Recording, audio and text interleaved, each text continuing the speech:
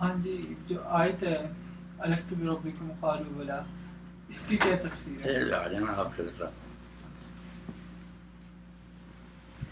رات انہوں نے رضن اللہ امانت تک کی تشریح پوچھی تھی کہ وہ کیا امانت ہے جو آسمان زمین پہاڑ ڈر گیا اور انسان نے اٹھا لی، اس کا بیان تھا اب الستو بربکم، الستو بربکم۔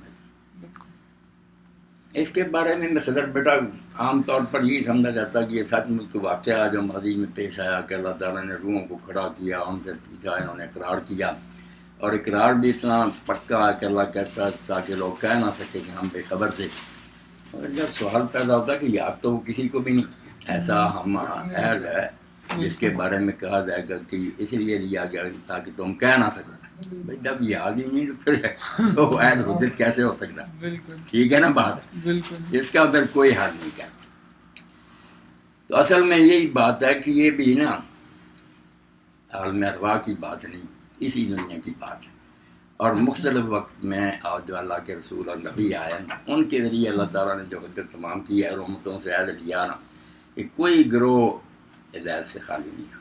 اسی لیے اس میں آتا نا کہ لوگ یہ نہ کہیں کہ ہمارے باپ دادا کرتے تھے، معلوم ہوا کہ جن سے یہ عہد لیا ہے ان کے باپ دادے گزر چکے ہیں، تو اللہ نے کہا کہ یہ بات نہ کہیں کہ ہمارے باپ دادے گمراہ تھے، ہم بھی رہے۔ اس لیے جتنی شاخیں پھیلی نا اولاد آدم کی، ہر جگہ نبی آیا، کتاب اتاری۔ اب رسول مبشرین و منذرین، رسولوں نے اتنی تبلیغ کر دی ہے کہ کوئی بہانہ نہیں کر سکتا۔ ہر امت جو ہے نا کسی نہ کسی حال میں اس کے پاس اس تعلیم کے اجزاء باقی ہیں، اور وہ بنیادی طور پر ہیں بھی صحیح توحید ہی ہے۔ بائبل اتنی معرف ہوگی مگر اس میں بھی جگہ جانا اے اسرائیل تیرا خدا ان خدا ایک ہی ہے، نہ زمین کی کسی شے کی بات کرنا نہ آسمان کی۔ توحید جو ہے نا یہ ساری باتیں بیٹا اللہ کے رسولوں نے امتوں کو بتا دی، پھر وہ روایت کے طور پر نسلوں میں بھی آئیں۔ کوئی گروہ یہ نہیں کہہ سکتا کہ ہمارے علاقہ میں کوئی رہبر نہیں آیا اور ہمیں توحید کی خبر نہیں۔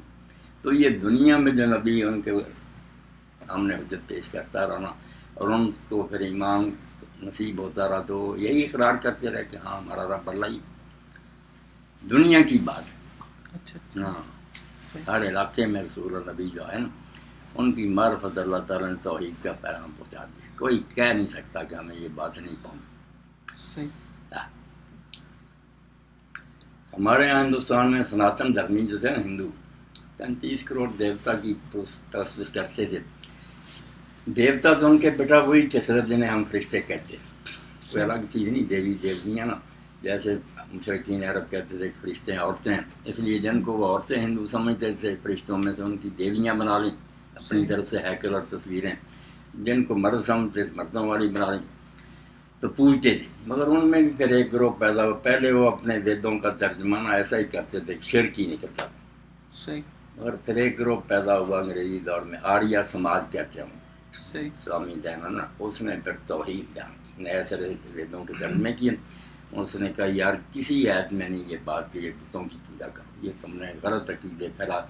سناتن دھرمی ان کے بریلوی سمجھ ہیں، اسی طرح نظر نیاز ہیں، سارا شرک، یہ موحد ہو گئے، بہت کٹر موحد۔ ہمارے ساتھ الٹا مناظرہ کرتے تھے کہ تم مسلمان بھی مشرک ہو۔ یہ کعبہ شریف کا ادب جو ہم کرتے ہیں نا اس کو کہتے تم بھی پتھر کو چومتے ہو، ایک عمارت کی طرف سجدے کر، پھر اتنے توحید میں آگے نکل گئے۔ تو بیان کرنے کا مطلب یہ کہ ہر امت میں نا توحید کا عقیدہ محفوظ ہے، وہ لوگ بہانہ نہیں بنا سکتے کہ ہمیں یہ خبر نہیں ملی۔ گمراہ ہوتے ہیں تو بولتے پھر، اس کی خبر اللہ نے دی ہے۔ مولانا صاحب ہم یہ کہہ سکتے ہیں کہ اسی لیے اللہ پاک نے نا قرآن میں یہ نہیں کہا کہ اللہ نے آدم کی پشت سے اس کی نسل کو نکالا۔ عبارت دیکھیں نا، اگر وہ بات ہوتی نا جب مفسر لکھتے پھر ہوتا وَإِذْ أَخَذَ رَبُّكَ مِنْ آدَمَ ذُرِّيَّتَهُ مِنْ ظَهْرِ آدم کی پشت سے نسل کو نکالا۔ الفاظ ہیں وَإِذْ أَخَذَ رَبُّكَ مِنْ بَنِي آدَمَ مِنْ ظُهُورِهِمْ ذُرِّيَّتَهُمْ، آدم کی جو اولاد تھی ان کی پشتوں سے ان کی نسلوں کو نکالا۔ اس لیے بیٹے پھیل گئے، نسلیں بن گئیں، ان سے اقرار لیا ہوش حواس میں جو پیغمبر آئے انہوں نے اللہ کا دین پہنچایا۔ آدم کے بیٹوں کی پشتوں سے ان کی نسلوں کو نکالا۔ باقی یہ حدیث شریف میں آتا ہے وہ الگ معاملہ، آیت کی تفسیر نہیں کرنی چاہیے کہ اللہ نے نا نکالے سارے تھے جو نیک و بد آدم علیہ السلام کی پشت سے ہونے، ان میں جنتی بھی تھے، دائیں طرف سے نکالے، بائیں طرف سے جہنمی نکالے، کہا یہ جنت کے لیے ہے، یہ دوزخ کے لیے.